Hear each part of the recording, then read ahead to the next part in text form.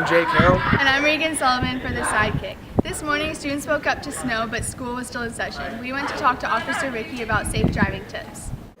Hey, first thing, very important, and the most important of all, no speeding. You have to drive slow. Drive slow.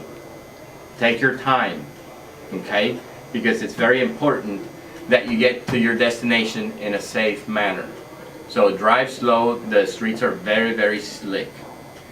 If you end up sliding, your car is sliding, do not hit the brakes. Just kind of steer it to where it's going and it'll eventually stop. So remember those two things, most important. Slow down, drive slow, and if you do not slam on the brakes. I'm Mark Suddy. And I'm Josh Martin. We're with the sidekick. In light of recent news, we caught up with Athletic Director Coach Crawford about his decision of hiring Coach Dewitt as the football head coach. We actually announced that last Tuesday. Once we had Coach McBride's resignation securely in our hands, so that we officially had an opening for a head football coach. At that point in time, we had already worked through our process and determined that Coach Mike Dewitt, what had been our defensive coordinator, would be our new head football coach. Why did you pick him as the new head coach? Well, there were a number of reasons. Some of the criteria that we were looking for was a person that had a tremendous amount of character and integrity about them.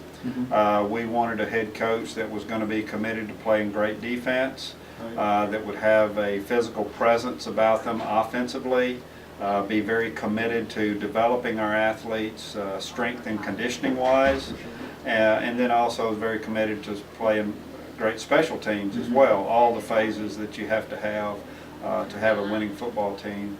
And as we realized, we already had that person on our staff, and that was Coach DeWitt. He fit all those criteria that we were looking for.